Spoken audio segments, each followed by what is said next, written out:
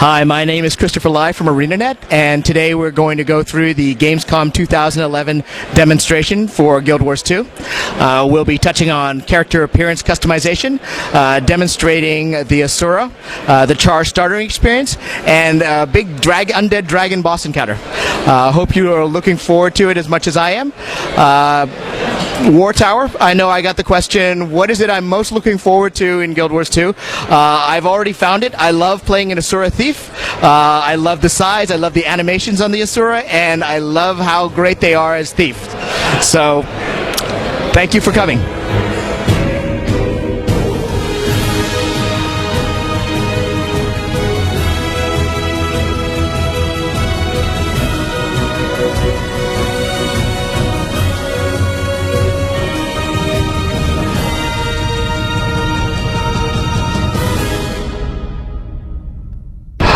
Hello.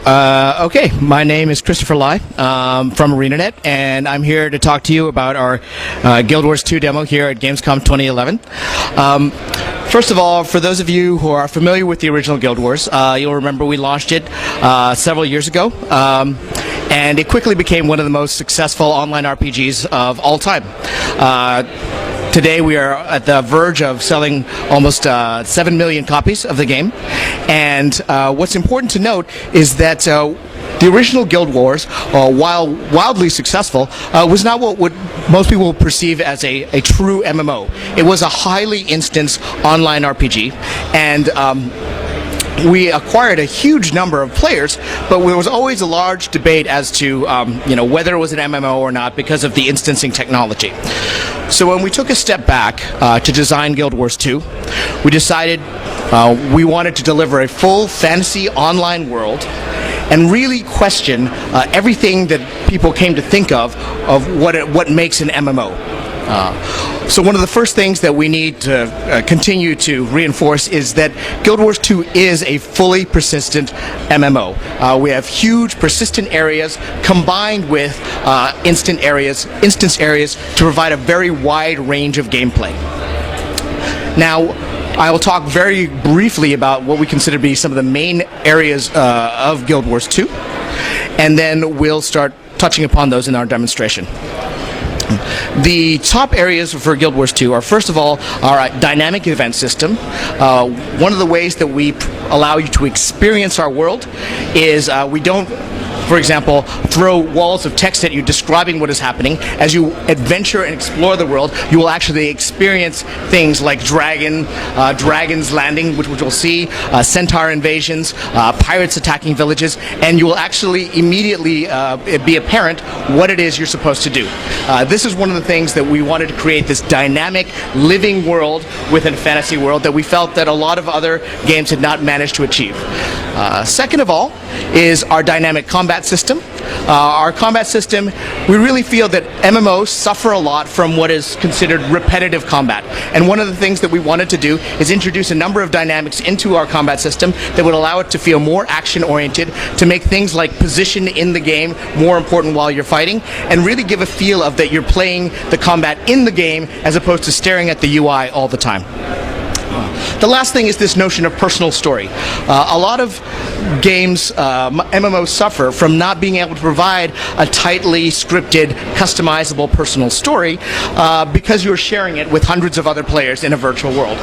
This is one area where our experience with instancing in Guild Wars allows us to create these instances where we can provide these tightly scripted, customized experiences, which we'll talk about in a second. Lastly, for the first time here at Gamescom, we are demoing our PvP experience. For this demo, we won't be able to show you a full match because of time, but we will be able to demonstrate one of our PvP maps and how we feel it is different from other MMO PvP. So let's go ahead and get into our demo, and I'll touch a little bit more on the points we just discussed.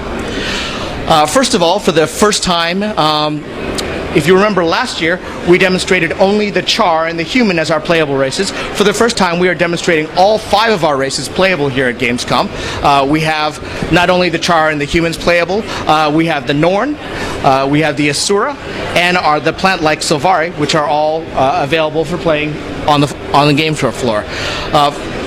Let's go ahead and demonstrate. We'll go into Human right now because we want to demonstrate our character appearance customization. This we have not demonstrated before. In the past, we've gotten lots of questions as to what we are going to be providing in terms of character appearance options. The real philosophy behind our character appearance is we want to provide lots of different appearance options. For example, you'll be able to create a bulkier type of warrior human with our options.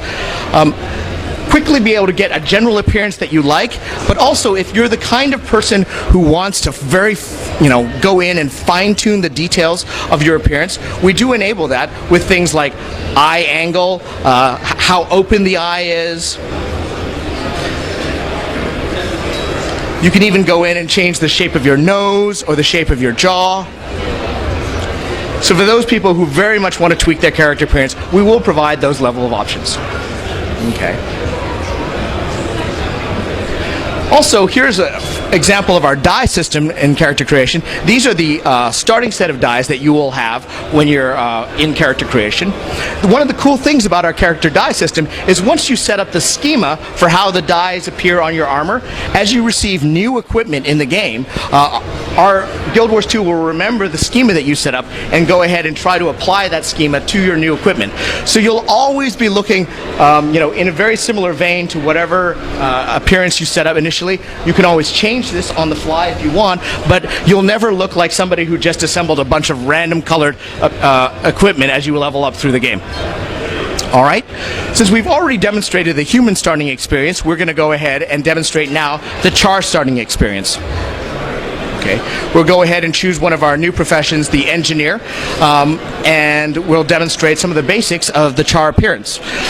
Here you see the char have an opportunity to look like leopards or tigers. We'll go ahead and make the baddest looking char we can. Let's give him an interesting hairdo and some fierce looking horns. All right. So for those of you who remember the first game, the Char were the enemies of humans, and they still don't get along completely with the humans. But interestingly enough, the Char have proven to be one of the most demanded player races in our game, and they're definitely going to be one of the most iconic. So we'll go ahead and outfit our Char. Earlier I talked about this notion of personal story. And one of the ways we demonstrated here is our biography system. Biography system has people go ahead and make choices about your background, your backstory, your personality traits. Here, for example, the Legion that the Char belong to is very important to them. Here we'll go ahead, because we've chosen engineer, we'll go into the Iron Legion, which is more around technology and machinery. Now here's an example of how the choices you make in Guild Wars 2 really matter. The war band is the unit in which the Char kind of grow up in. It's more important to them than family.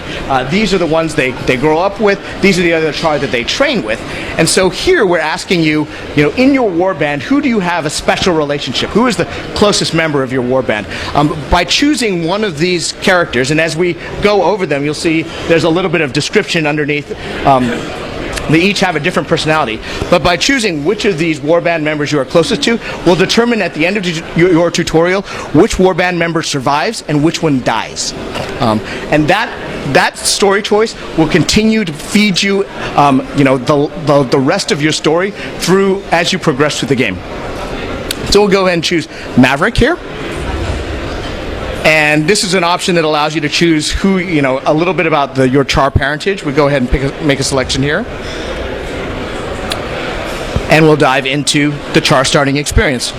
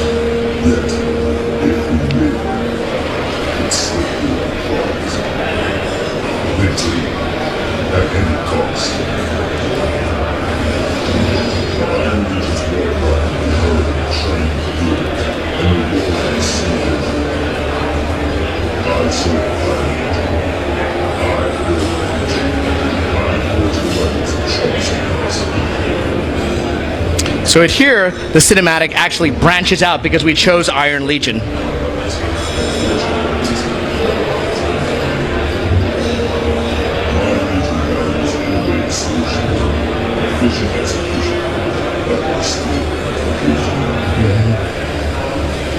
Centuries ago, humans stole its living servants by this millennium day. Today, we combine arms with Black Citadel, will assault the ghost and play Iron Legion territory. I've been summoned to reinforce the program. With the ash-hidden scattered in the shadows, they will leverage the attack on freedom. I will fight the machine. This is my spirit. All right, as we go ahead and load into the Char starting experience, I just want to talk a little bit about the cinematic we just viewed. You'll notice that while we definitely have parts of our game that have a high graphical type of technology applied to it, we also don't want to discount the fact that we have one of the best concept art teams in the game's business. And so, for example, a lot of our cinematics are built off of the concept art that has been created for Guild Wars 2. All right, so we're going to go ahead and start the Char starting experience. And we can talk a little bit about the combat. If you're not already familiar with Guild Wars 2 combat, we definitely wanted it to feel a lot more action-oriented. So again, you're looking and seeing what's going on in front of you instead of what's happening in your UI. One of the things that we enable in Guild Wars 2 is dodging, the ability to actually evade oncoming attacks and projectiles. Can you go ahead and dodge for me? There you go. All right. And we'll see later on in this demo that Elijah will be using that a lot more. Okay.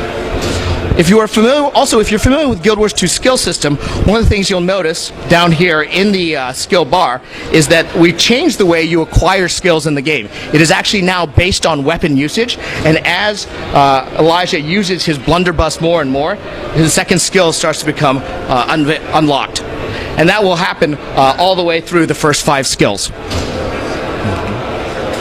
We really felt that providing this kind of skill acquisition system gave players a lot more feeling of ownership and investment in how they build up the skills they have access to.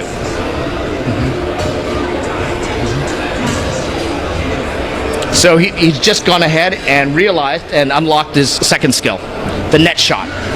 One of the cool things about the engineer profession is that they have all sorts of gadgets and abilities that were maybe not considered typical of a fantasy game. We did feel that adding a profession like the engineer kind of freshened up the way combat works in an MMO. You want to go ahead and use your net gun? Oh. There you go. That's not something you'd see in a lot of other MMOs. Okay. All right. All right, let's go ahead and move forward with the rest of the starter experience.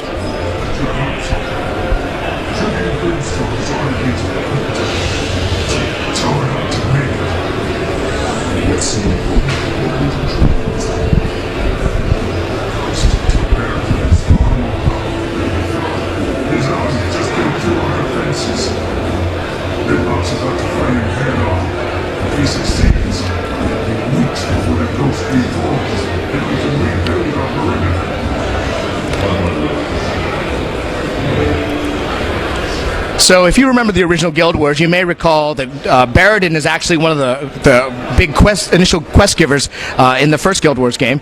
In Guild Wars 2, he is now a ghost cursed to haunt and torment the Char through his undead life. We've just been instructed to assist one of our primary Char heroes, Ritlock Brimstone, in taking the Duke down in his crypt. So we're going to go ahead and head over to the crypt. And we're about to go into what will be our first dynamic event. So one of the key things about dynamic events is we felt that dynamic events are best experienced as opposed to read about. the way you will encounter most dynamic events is you will just wander into areas where events are occurring, and then you will be notified in the upper right screen here that there's an event going on that you can participate in.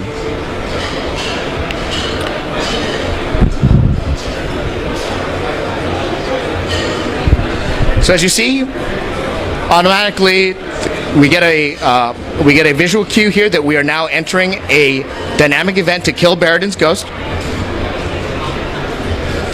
The great thing about dynamic events is they are inherently social. There are a lot of times when you're on a quest and you encounter other players who may be on the same quest in an MMO, and you feel like you're competing with them for resources or kills. That never happens in a dynamic event. Dynamic events scale so that as more people participate in them, they become more interesting and difficult. We never want you to resent other players coming in and participating in your dynamic event. That is so counterintuitive to how it would actually work if you were in a fantasy world, and we think dynamic events do a great job of kind of adding that social glue into what it should be an inherently social experience.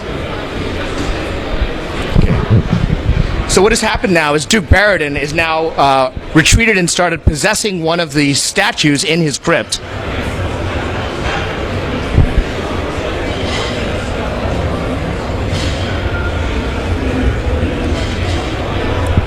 And this has now become an elite event. You'll see on the right that there is a progress bar on how far we are with the Duke Baradin fight. What I want to point out here is that at this point you are not even level 2. You are still a first level character, and we are trying to go ahead and have you confronting interesting opponents, interesting bosses. You're not going out and killing rats, and having interesting fight dynamics. If you go ahead and look, the red circles on the floor that are dropping down there, that indicate where Baradin is having rock from the ceilings fall on the ground. If Elijah could move fast enough, he could actually have dodged and evaded out of those red circles and not taken damage.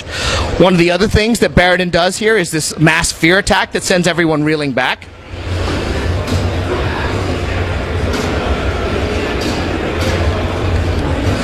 And then lastly, I think he has a significant knockback. Okay. As you can see, there are other players in the event with us, and as I mentioned, as they enter the event, they cause the event to scale up in difficulty. You'll see that Elijah there used his dodge to try and get out of the way of some of the damage that was falling from the ceiling.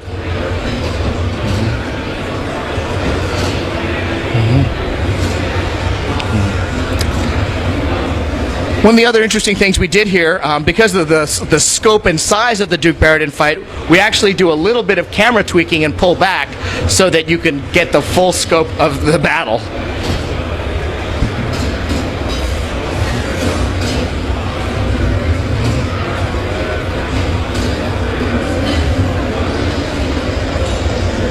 Alright. So it looks like we're almost done with the fight. We should be able to take him down momentarily.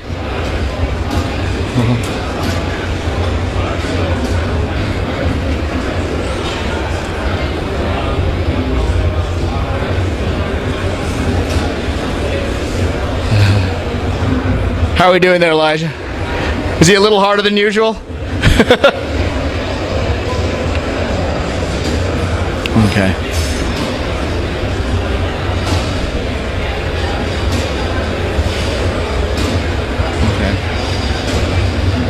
Almost got him.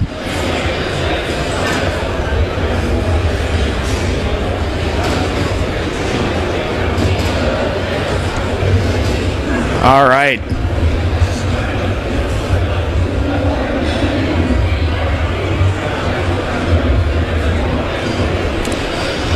Okay. So we'll go ahead for time reasons and move into the higher level content that we've got to demonstrate today.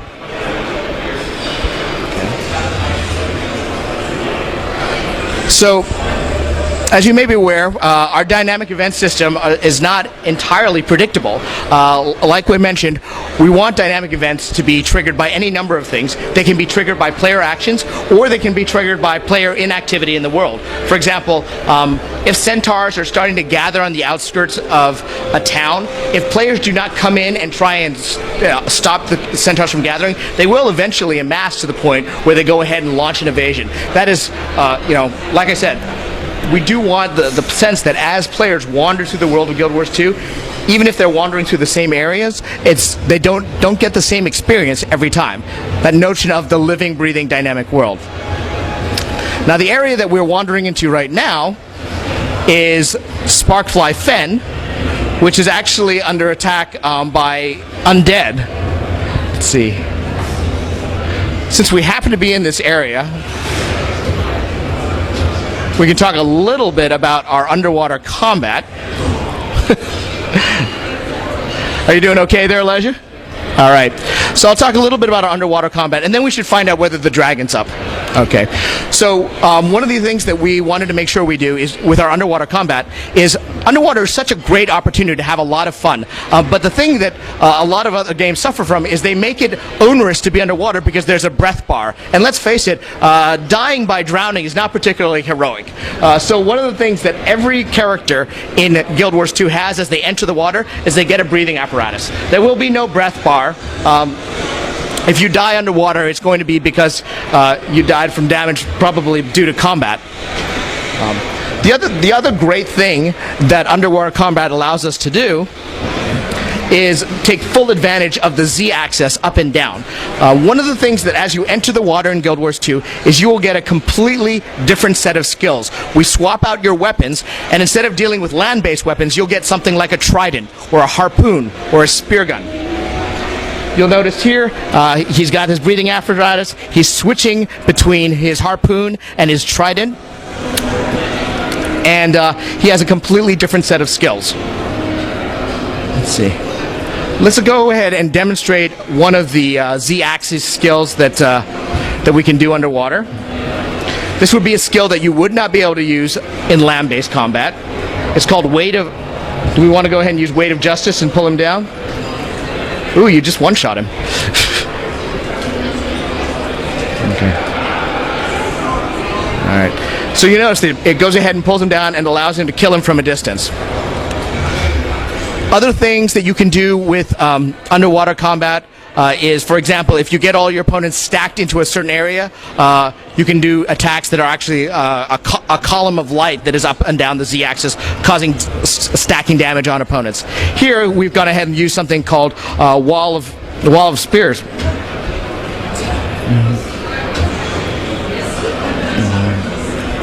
So suffice it to say, we're not going to show a lot of underwater combat, but there's a huge amount of Guild Wars 2 that actually is underwater that you'll want to spend playing and exploring this world without, again, having to worry about dying by drowning. Okay. So, as I mentioned, we live in Guild Wars 2 in a dynamic world, and so we don't always know when specific events are occurring or not. We're going to go and have Elijah here check and find out whether one of the dragon encounters, how soon it is to spawning. Let's see. Any word? Okay. So let's go ahead and talk a little bit about. Let's see. Do we want to go ahead and check out the Ash Horizon? Is that where we are now? Yep. Okay.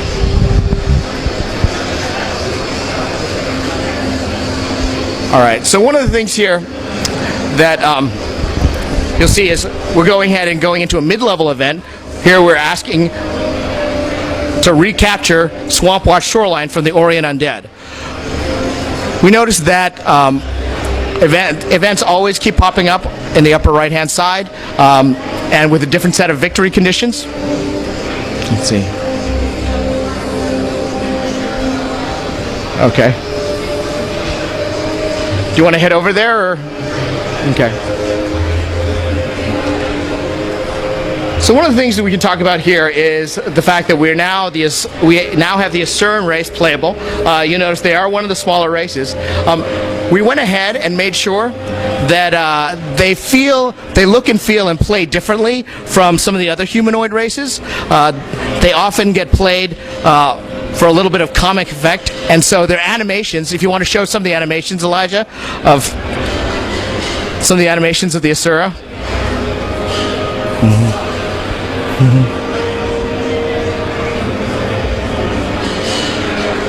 Yeah. they're just a little bit more playful and will play and feel differently from some of the other races in Guild Wars 2. Okay. So you notice at this point we are actually in the midst of a lot of event activity. They're all in overlapping areas, and you can decide which one of these you want to participate in. Again, with a different set of victory conditions.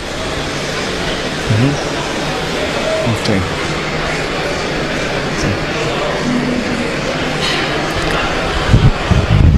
So let's go ahead and find something to fight, and we can talk a little bit about the Guardian combat style. So the Guardians have three. The way the Guardians work is they are a heavy armor profession. They have a number of abilities that allow them to both do damage, burning damage. They allow themselves to heal and regenerate, as well as take damage. So they really are, in some ways, they can be an excellent support profession in groups. If you look up here, they have three what we call virtues that allows them to use abilities on other players in order to make other players do more damage, heal up, or take more damage. One of the other things that they can do is they often drop symbols on the ground that have area affected abilities, both in terms of damage and healing.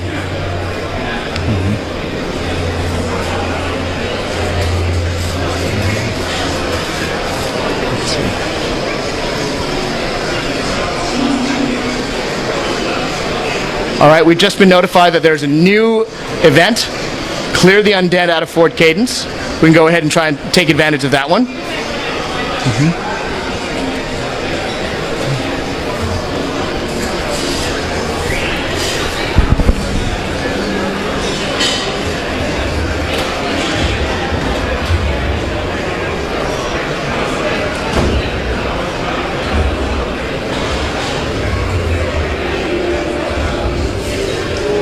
Oh, here we go. The undead have begun swarming this fort, and one of the objectives is for us to take it back. You want to go ahead and demonstrate how a guardian can use a ring of warding to hold opponents at bay? Oh, there we use banished to knock him back. There's nothing like a little Asura with a hammer to knock back a large opponent. And what Elijah was demonstrating back there, it was the ring of warding, which allows him to hold back opponents physically, hold them back on the ground as he attacks them from a distance.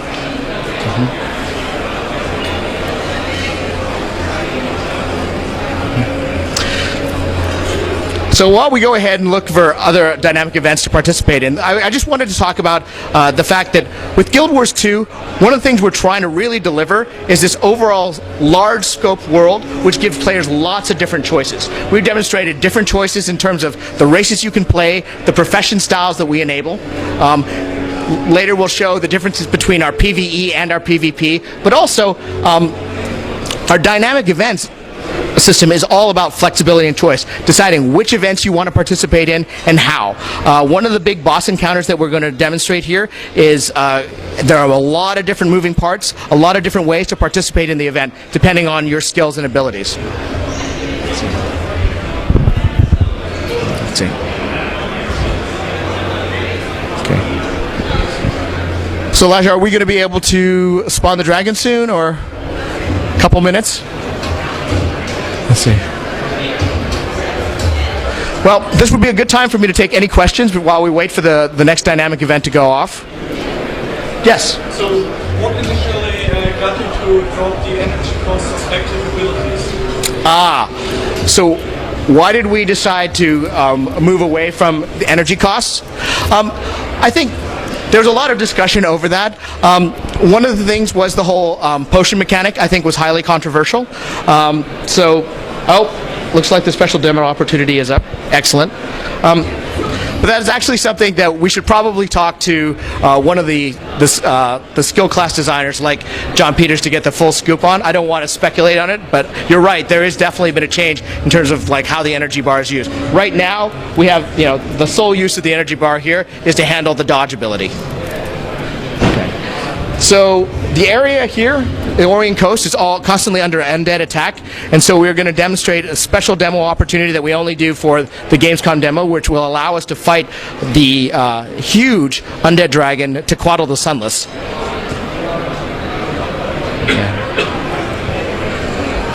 Unfortunately, we're in full swing here with the rest of the players, so we actually have a decent chance of taking him down.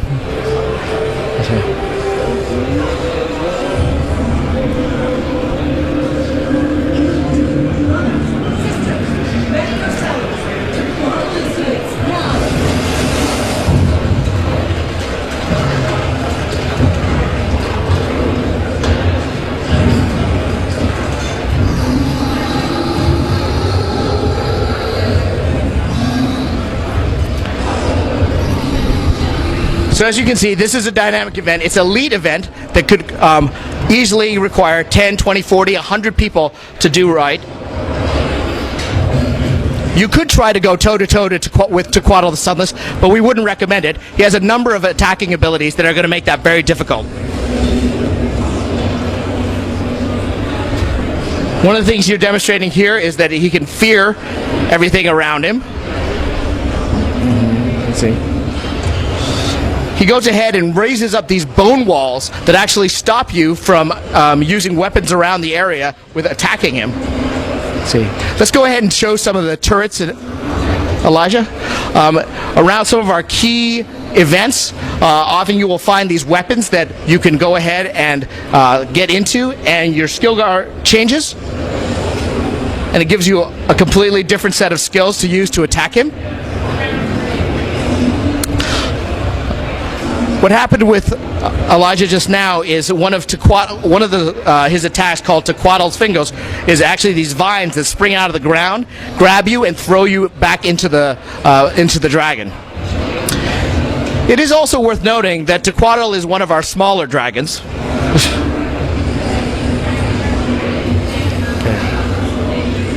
So definitely one of the most effective ways to attack this dragon would be to get into one of these turrets and strike him from a distance. Especially when he goes up into the air. One of the things that Elijah is showing right now is our ability to revive other players. That's one of the things that we haven't touched upon yet, but we have no dedicated healing profession in Guild Wars 2. Everybody has the ability to self-heal to some degree, as well as revive other players on the battleground. And we find that this actually provides a great social experience and allows you to keep the pace of the fight going well. Let's see. Do we have the Mega Laser up? Let's see. Yep, I think we just fired the Mega Laser, sorry. So over here is a CERN device called the CERN Mega Laser. In this particular fight, when it goes off, it actually puts Tequatl into a vulnerable state. As a result, it is one of the first things that the undead go after, so one of the parts of the fight is making sure that the Mega Laser stays defended.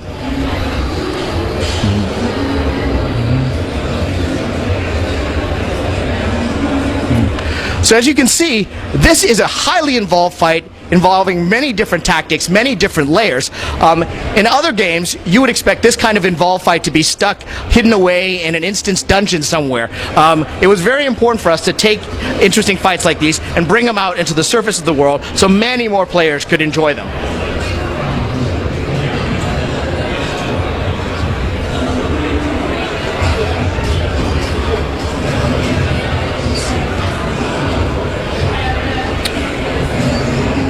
You're going to have to make sure that you stay healed. Alright. Let's see. We should probably go ahead and revive some of those engineers and players. So the important thing, one of the other important things in this fight is to make sure that these engineers who maintain the turrets, weapons, and Mega Laser continue to stay up so that they can provide you weapons to take Tequatl down.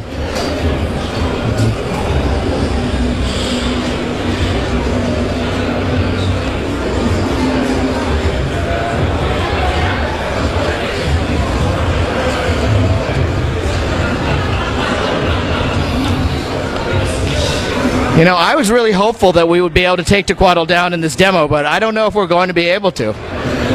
A lot of the players are down. We can try rezzing them, but it looks like it could be tight.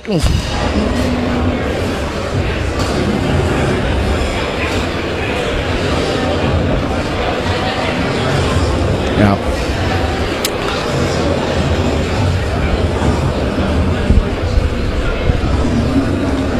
You know what? For time's sake, I think we probably should move on to the PvP section of the demo. All right.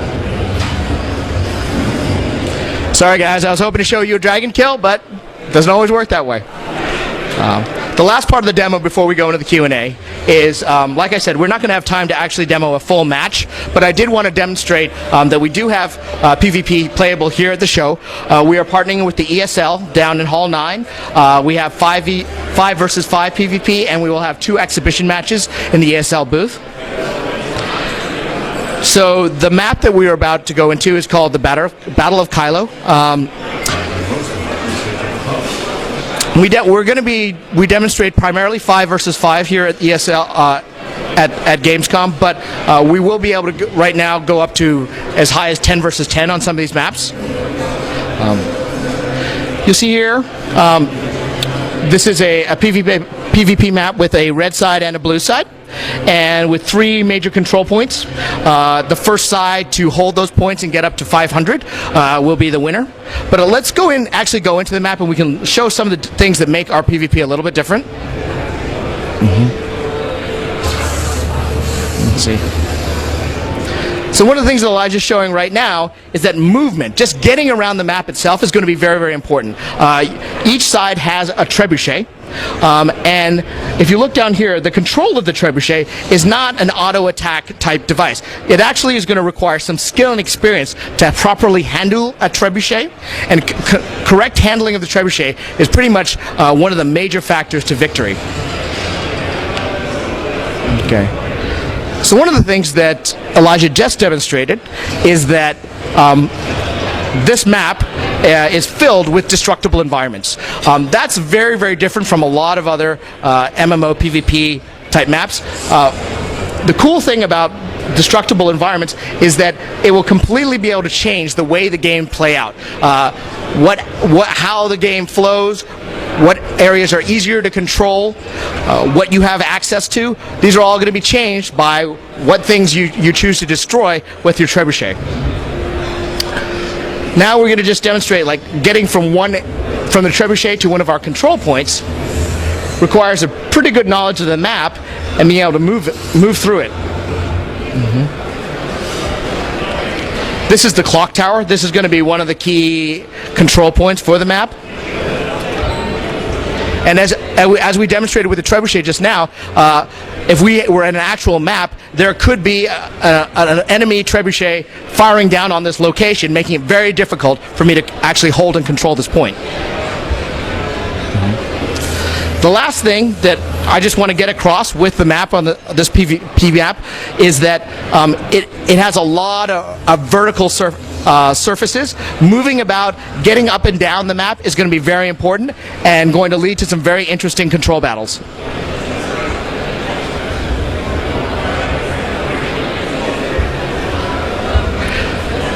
I think that's it, everything that we have. If you have time, I would encourage you to stop by the ESL booth to actually witness some PvP matches. I think they'll be definitely worth your while. We have a little bit of time right now for some Q&A.